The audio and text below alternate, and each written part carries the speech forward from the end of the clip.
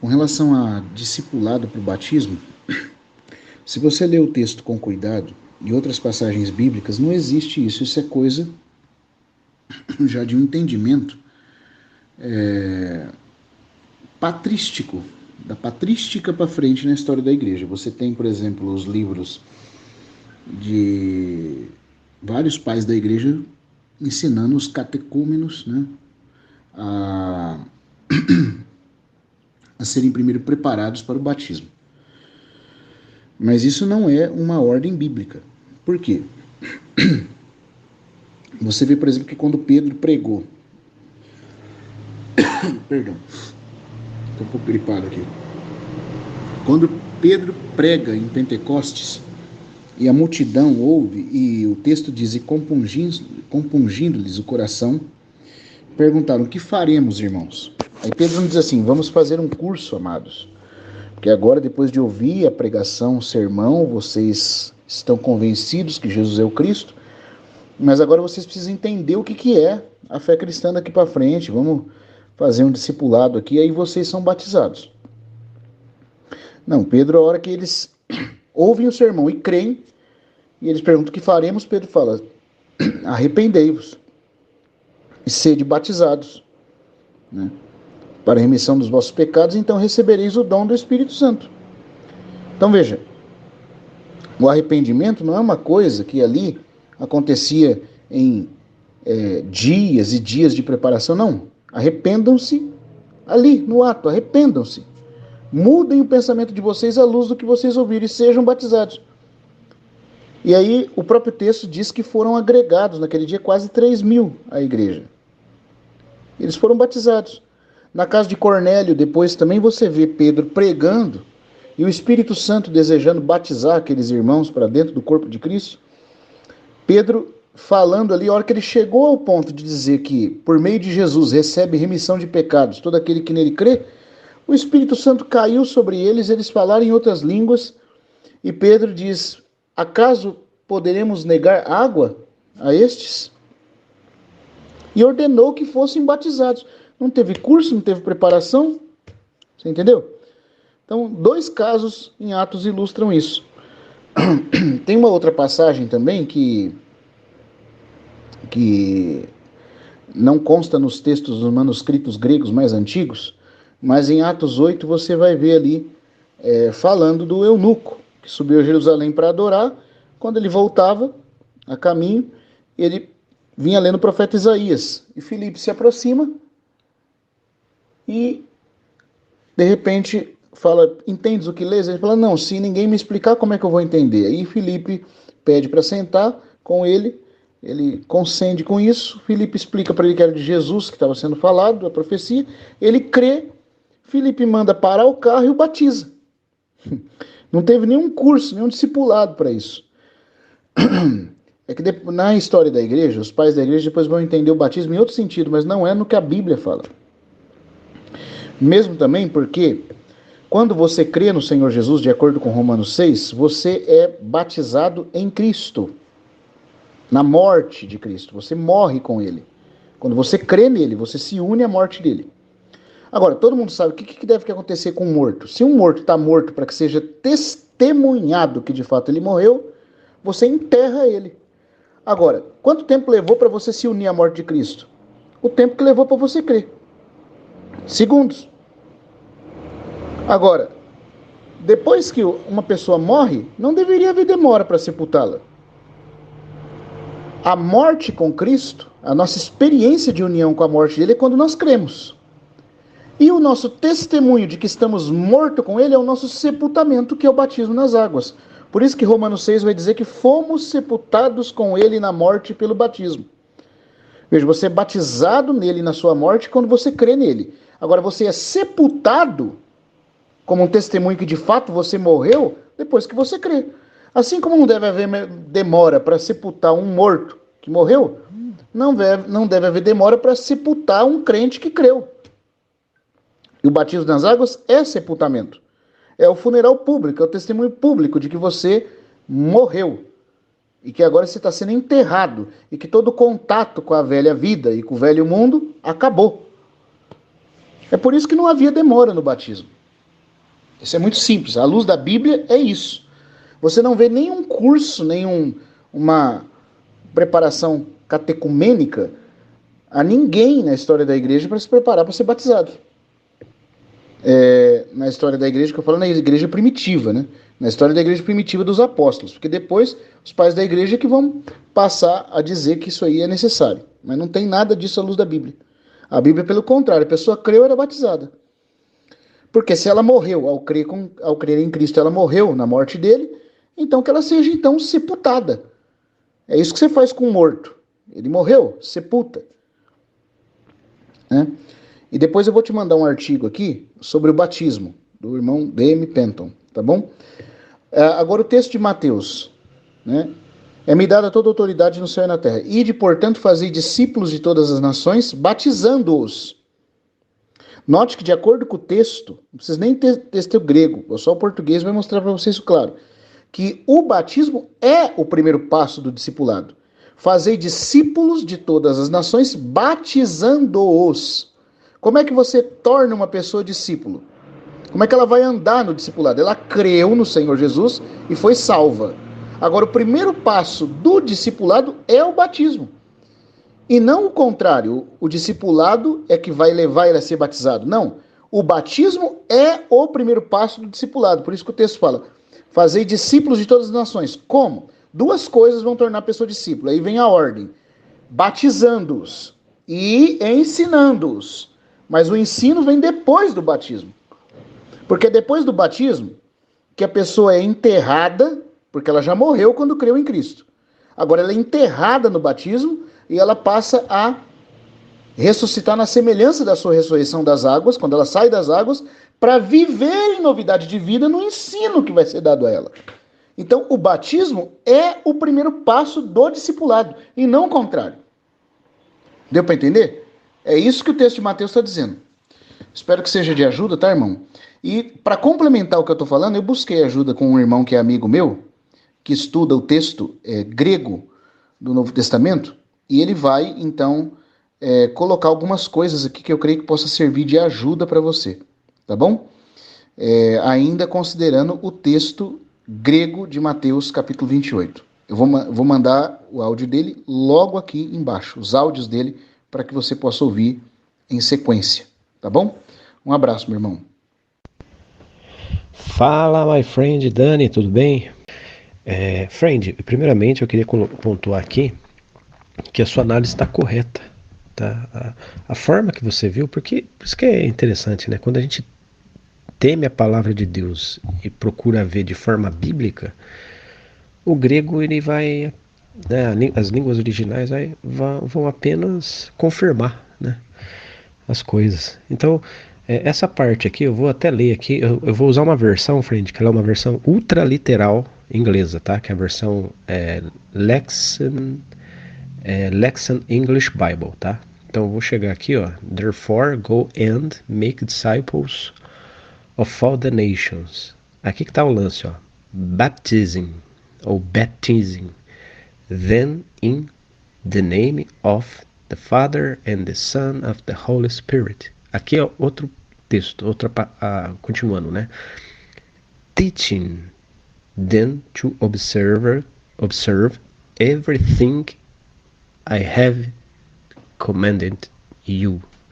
And behold, I am you the days until the end of the age. Então, essa versão aqui é legal que ela mantém o verbo no particípio. O verbo grego aqui, baptizing, ele está no particípio. O que isso quer dizer? Particípio ativo presente. Deixa eu tentar explicar como eu vejo isso, tá, friend? Pera aí, eu vou mandar um outro áudio. O particípio no grego é totalmente diferente do particípio do português, tá? O particípio no grego, ele às vezes vai fazer o papel até mesmo de adjetivo, né? E no português tem alguma coisa nesse sentido também. Quando você começa a usar o particípio para adjetivar e também usar ele para verbalizar. O particípio ele é uma coisa muito diferente no grego, friend. Ele pode mudar muito uma forma de você ver as coisas. Por isso que eu estou ainda estudando Hebreus 6, porque ali tem vários particípios significativos. naquela demanda ali do assunto, né, que muitos confundem ali. Eu sei que tem muitas interpretações. Eu vi aquela do Lang que você me mandou, também agregou, né, nesse panteão de interpretações. Eu estou estudando a do Sr. Gouveia, do comentário ali sobre Moisés, mais superior Cristo superior a Moisés e aos anjos, e etc, etc. Tudo isso para falar do particípio. O particípio, às vezes, ele pode até ter a funcionalidade de adjetivar. Então, por exemplo, eu poderia adjetivar isso aqui, não estou convidando a fazer essa leitura, tá? Mas poderia, por causa do particípio, se eu quisesse adjetivar isso aqui. Então, vamos lá. Portanto, vão e façam discípulos de todas as nações. Esses discípulos aqui, batizando, vamos supor, se eu quisesse usar o particípio adjetivado, poderia assim, discípulos batistantes. Ou discípulos, como se o batismo aqui, na verdade, fosse um adjetivo e não um verbo, tá? Então esse é um ponto que é importante a gente considerar, porque o particípio ele quebra a norma de verbos, tanto do português quanto do inglês e de outras línguas. E por que eu digo isso? Porque quando a gente vai usar o particípio no português, geralmente a gente vai tentar fazer isso para pegar uma coisa de outra língua que a gente não está conseguindo fazer ela funcionar bem no português, e a gente deixa essa língua, esse texto, essa porção que a gente está tentando traduzir no particípio. Aí eles pode até ficar adjetivado. Então, às vezes termina em ente, mente, ente, sabe? Eu não vou ter aqui alguma coisa na minha cabeça, tá, Frank? Mas depois eu posso te passar mais detalhes. Isso é importante porque o verbo aqui, ele é muito importante. Você quer ver? Eu vou dar um outro áudio aqui. Então, friend, o particípio aqui, ele coloca uma correlação. Há uma correlação entre ser discípulo e estar sendo batizado. Isso fica muito claro no versículo 20. Ó. Se eu ir para o versículo 20, está teaching, then to observe. Ou seja, ensinando a observar. Né? Agora, se primeiro eu tenho que ser discípulo para depois eu ser ensinado, então significa que eu sou discípulo antes de aprender. Você conhece uma pessoa que pode ser discípula antes de aprender? Não tem como. O que me torna discípulo é o ensino. É o fato de eu estar sendo ensinado por um mestre, por um tutor, por um professor. Se ele está me ensinando, então eu sou discípulo dele. Agora, como é que eu vou ser discípulo dele para depois ele vir me ensinar? Não, eu sou discípulo porque eu estou aprendendo dele. Então, ensinando aqui, se a gente fosse levar em consideração que primeiro eu preciso ser discípulo para depois eu ser batizado, eu também teria que levar em consideração que primeiro eu tenho que ser discípulo para depois eu ser ensinado. Isso não faz sentido, porque eu sou discípulo por ser ensinado, e não o contrário. O fato de eu ser discípulo prova que tem alguém me ensinando. Eu sou discípulo do friend Dani, então eu estou aprendendo aos pés do friend Dani. Eu sou discípulo do Marcelo Fusaro. Significa que as coisas que o Marcelo Fusaro compartilha comigo me ensinam e me torna capaz de eu ser discípulo dele. Então, se eu sou discípulo de Jesus, é porque eu estou aprendendo. O fato de eu aprender, ser ensinado, indica o fato de eu ser discípulo. Então, não tem como eu ser discípulo antes de eu ser ensinado. De outro modo, como é que eu posso garantir o meu discipulado? Se primeiro eu sou discípulo, para depois eu ter um mestre, e depois eu ser ensinado pelo mestre. Não, ensinando é a fase que me torna discípulo. Você vê que tem a correlação, a mesma coisa do batismo. Se o batismo primeiro depender de eu ser discípulo para depois eu ser batizado, teria um erro aqui nessa porção do texto grego, porque não deveria estar no particípio. Não poderia estar no particípio de forma alguma. Teria que estar no aoristo ou no futuro, tá? Vou dar um corte aqui, Frine. Então, por exemplo, eu poderia falar assim: ide fazer discípulos de todas as nações, e depois os batizarão, né? Faça discípulos de todas as nações e os batizarão, né? Ou batizarão estes em meu nome. Aí eu usaria aqui o futuro. Ou e os batizem, né? Faça discípulo de todas as nações e os batizem. Aí ficaria no auristo, Tá correto. Aí fica claro que primeiro eu sou discipulado para depois eu ser batizado. Agora no particípio não tem como, friend. No particípio tá dando uma ideia que no português seria parecido, não é igual, longe de ser igual, mas talvez seja a melhor forma que eu consiga colocar aqui de comparação.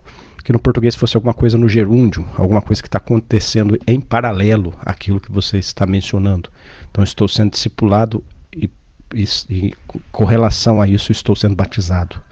Então batizando aqui ele expressa uma ideia contínua e a relação dessa ideia contínua está com o discipulado.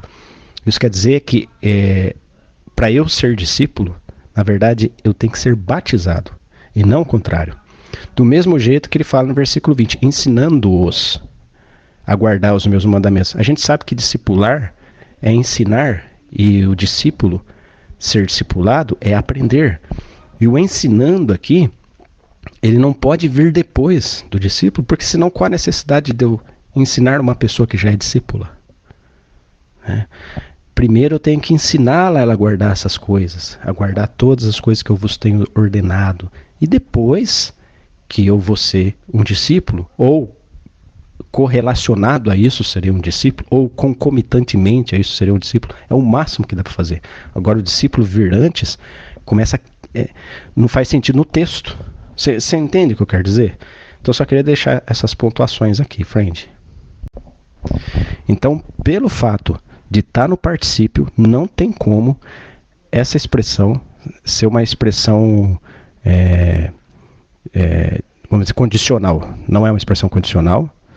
Como eu dei o exemplo para você ali anteriormente, para que fosse mais condicional ou que uma coisa dependesse da outra, teria que ser, o verbo teria que estar no futuro ou no aoristo, como eu te expliquei ali, né, conjugando, né, daquela forma lá o verbo batizar, tá? Bom, agora, friend, a questão dos outros textos, para mim fica muito claro, né? Pedro, como você falou, ele fala. A pergunta que o catecúmeno tem que fazer é o seguinte: o que devo fazer? E o que será de mim? O que devo fazer? Aí o discipulador, né, vai dizer: arrependa-se e seja batizado. É isso. O arrependa e seja batizado é uma coisa ali que anda junto, né? É uma coisa que está totalmente ligado uma coisa à outra. Por isso que Pedro usou isso. Senão, se o processo fosse eu ser discipulado para depois ser batizado, Pedro ele se lembraria disso quando Jesus falou lá em Mateus 28 e entenderia que ele não poderia batizar naquela hora. Mas Pedro entendeu muito bem o que o Senhor Jesus quis dizer, né? O batizando está ligado ao discipulado. Então, batizando é a prerrogativa do discípulo. O batizando no particípio é a ideia de que o discípulo, ao ser discípulo, ele passa por essa experiência do batizando. O discípulo, para ser discípulo, ele passa pela experiência do ensinando, porque o discípulo é aquele que é ensinado. Os dois particípios ali fazem total diferença. Então, o verbo está no particípio, o verbo está no presente ativo, no particípio presente ativo plural, tá? E o fato de estar no presente particípio ativo plural indica que ele está em correlação com aquele evento que ele está sendo comparado. E ele não é uma condicional e não que ele vem depois. Não tem como. Porque o ensinando é o que torna o discípulo assim. E do mesmo jeito que o batismo é o que torna o discípulo. Como é que uma pessoa vai ser discípulo se ela não é batizada, né? Então esse é um ponto. Agora, friends, eu só vou encerrar com as colocações pessoais minhas, que são apenas colocações pessoais rudimentares, frágeis, fracas, e que de repente nem considere, tá? Se for o caso, nem considere, mas eu vou colocar aqui em questão. Primeira coisa, friends, seria muito complicado a mentalidade patrística na época. Eu lembro de ter lido isso em livros de história da igreja, né, que fala desse entendimento patrístico, mas é um problema muito sério, principalmente por quê? Porque se o batismo ele tem uma ligação direta comigo com o reino, Eu não posso protelar o crente, aquele que creu, de ter o direito de acesso ao reino no momento que ele creu. Porque isso pode ser um problema se a gente entender que o fato de você não ser batizado, não nascer da água, não entrar no reino, eu posso estar causando um problema no irmão. E não a solução. Às vezes achando que eu tenho que discipular ele por muito tempo para que ele possa então ser batizado. Mas e o reino? E se esse irmão morre antes de eu terminar o discipulado? E uma série de outras consequências que envolvem o batismo que a gente não pode deixar protelar. Eu acho que seria não só um erro a gente, isso eu estou falando pessoalmente, tá?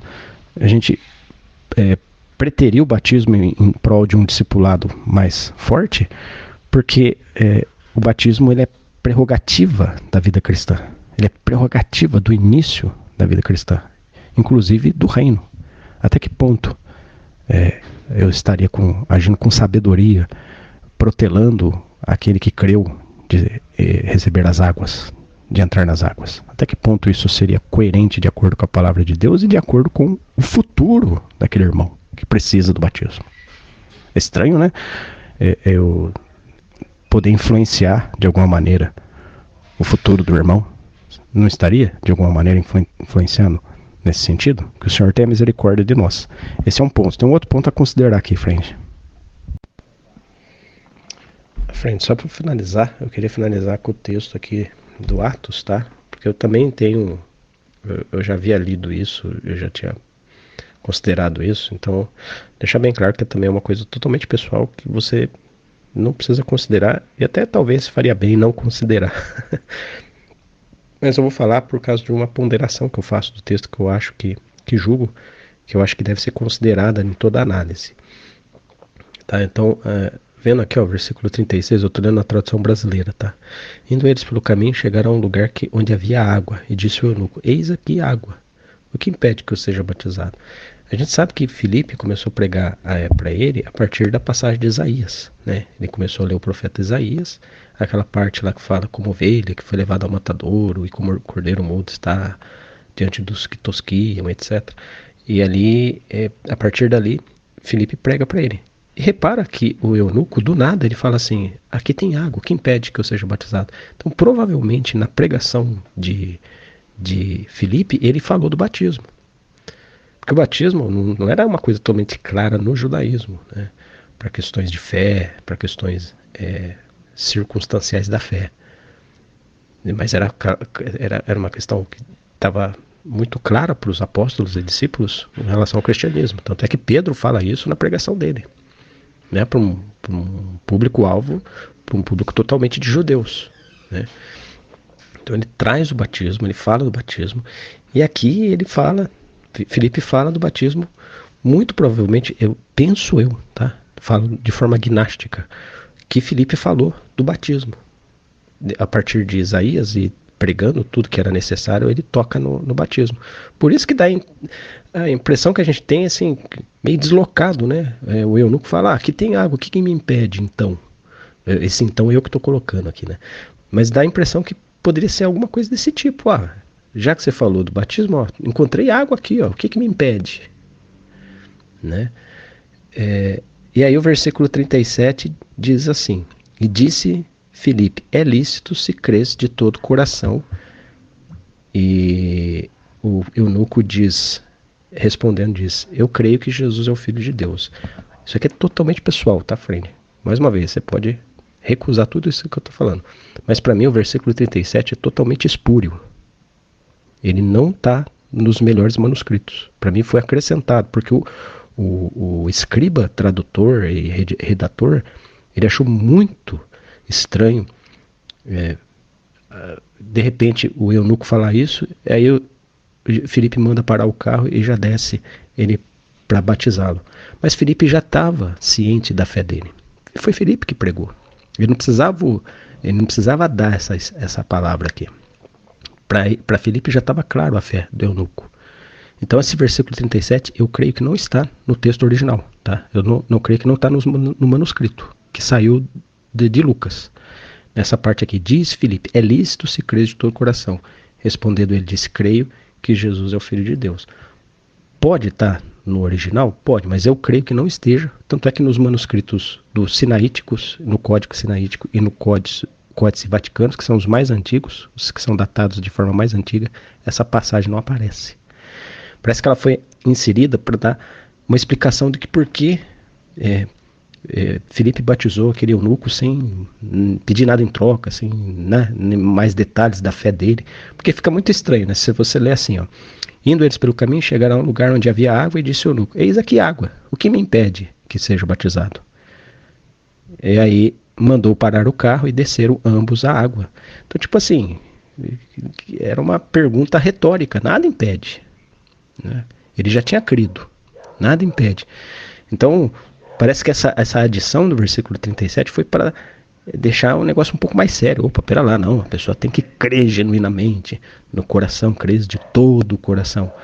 Mas isso até então estava claro na evangelização, na pregação de Filipe. E o fato dele ter falado de batismo também já estava claro a fé do eunuco, né? Porque provavelmente no meio da conversa ali entre Filipe e o eunuco, onde Filipe ensina o batismo para o eunuco, talvez o eunuco tinha falado, então o que eu faço para ser cristão? Eu quero, né? Então aí Filipe talvez começa a falar, né, do batismo, etc. E aí quando ele vê a água, aí ele fala, opa, pera lá, tem água aqui, o que me impede? Nada impede, ele creu. Talvez ele falou isso por fato dele ser eunuco e ser um prosélito, né? Se ele poderia ter alguma coisa ali, algum impeditivo a mais, né? Porque ele estava aprendendo o evangelho, ele aprendeu, ele creu ali, foi uma coisa muito espontânea. Então, talvez o escriba, vendo que foi muito fácil ele ser batizado, ele colocou, e disse Filipe, é lícito se crer de todo o coração que Jesus é o Filho de Deus. E respondendo, ele creio. Mas também isso aqui não anula nada, o fato de que a pessoa tem que crer realmente em Jesus e crer que ele é o Filho de Deus para ser batizado. Isso aqui só corrobora. Eu só acho que não está no texto mais antigo. Tá? Então é isso, friend. Agora, na minha opinião, não tem. Eu já tinha essa opinião já quando eu era da igreja denominacional que eu vim, né? Porque eu criei no Senhor e já quis o batismo. E eu sempre entendi que o único requisito é a fé, é o crer. Agora, os catecúmenos, peraí, deixa eu só dar um corte para finalizar mesmo, parar de encher seu saco. Agora é importante frisar no contexto patrístico que os catecúmenos, friend, eles, pelo menos onde eu pude ler, né, eu vou trazer duas vertentes aqui do que eu li sobre o assunto. É que como começou a ter o martírio, o ataque aos cristãos, eles não estavam batizando qualquer pessoa, eles batizavam as pessoas que realmente seriam capazes de serem martirizadas. Para não ficar aquela questão da fé, da pessoa renegar a fé, isso ficar uma coisa que não tenha o apreço entre os cristãos e ficasse mal falado. Então e também para não, eles começavam, eu não sei como fé pérfida, né? Eu não lembro agora o nome que se dava a esses que renegavam Cristo, apesar de crerem, né? Não conseguiam até o final das torturas, do martírio, etc. Então eles começaram a tornar o batismo uma coisa mais difícil e batizavam aqueles que realmente depois seriam martirizados. Tanto é que, se eu não me engano, alguns foram martirizados antes de se batizar. Ou eram catecúmenos, estavam se preparando para o batismo. Se eu não me engano, acho que foi na questão do martírio da Perpétua, né? Da felicidade da Perpétua, que tinha ali alguns catecúmenos. E alguns que já eram batizados, outros que nem chegaram a ser batizados já estavam indo para o martírio, né? Então, tem esse detalhe que era comum na era patrística ali, nos pais da igreja, esse negócio, esse cerco ficar mais fechado. Eles não tinha que ter pessoas ali realmente que estariam dispostas a tudo. E aí o batismo também foi se tornando uma coisa mais cara. E outra coisa também, que nesses livros e estudos que eu fiz da história patrística, da história da igreja, e você deve saber, inclusive até melhor do que eu, friend, as pessoas começaram a achar que o batismo ele eliminava todos os pecados, né? Ele tirava todos os pecados das pessoas. Então as pessoas deixavam o batismo para o final também da vida, porque entendia que ela ainda ia cometer vários pecados, alguns de boa intenção, outros de intenção tipo assim, vou pecar e no final vai estar tudo certo quando eu for batizado ali e tal, e não sei o que, eu vou deixar então o batismo para o final. Me parece que esse foi o caso de Constantino, que ele não foi batizado assim que ele abraçou o cristianismo. Talvez ele deixou isso para o final, nem lembro agora, né? Tenho que rever aqui os estudos se ele chegou a ser batizado, mas ele deixou isso para o final, porque ele sabia que o batismo iria tirar todos os pecados dele. Esse era o pensamento patrístico. Então eles começaram a desviar também o entendimento do batismo. O batismo começou a ter um entendimento anormal do que de fato é o batismo, né? Então eles começaram a ter essa prática de adiantar o batismo, atrasar o batismo por causa dos pecados. E esse foi um dos motivos também, até onde eu pude observar, friend, de que a pessoa era batizada por aspersão, porque muitos iam ser batizadas em condições que elas não podiam mais ser imergidas, estavam velhas ou doentes, acamadas, estavam a ponto de morrer, aí eles iam tomar o batismo. E nesses casos, como era difícil, nesses casos você pegar uma pessoa nessas condições e mergulhar, começou daí a praticar a aspersão. Então você vê que foi tudo distorção do batismo, e infelizmente os pais da igreja erraram aqui e acolá, e não podia ser diferente, né, nessa parte. Quando eles erraram meio bastante no batismo, se cometeram esse equívoco aí. Mas a prática apostólica era que o batismo ele andava junto com a fé, com o crer, né, crer que Jesus é o Senhor, e se arrepender dos pecados, para que receba o dom do Espírito Santo. E isso era a prática, né, apostólica, e não acabou sendo deteriorada pela prática patrística de colocar o discipulado. Eu também não tinha muito, não sabia muito essa expressão, né, discipulado. Eu só sabia que os patrísticos eles faziam ali um trabalho bem firme, bem forte, né, sobre as pessoas que iriam ser batizadas, por causa de não ter depois problemas com a fé e etc. Mas a Escritura diz o contrário. A Escritura diz que nós temos que batizar, a pessoa tem que receber as águas, é lícito ela receber as águas a partir do momento que ela crê. É isso. Esse é o meu ponto de vista sobre o tema, friend. Mas de tudo que eu falei, esses dois últimos áudios são os que menos importam, tá? Aquela parte do grego lá do particípio é a coisa mais importante, que eu achei também fenomenal, né? Acabei tendo que estudar e achei muito interessante. Porque o discipulado e o batismo são inseparáveis. Na verdade, o discipulado vem da prática do batismo, do mesmo jeito que o ensino e o discipulado também vem da prática do ensino. Os dois andam juntos. Isso eu achei muito legal. Beleza? Valeu, friend. Depois eu aguardo suas ponderações de volta aqui. Valeu.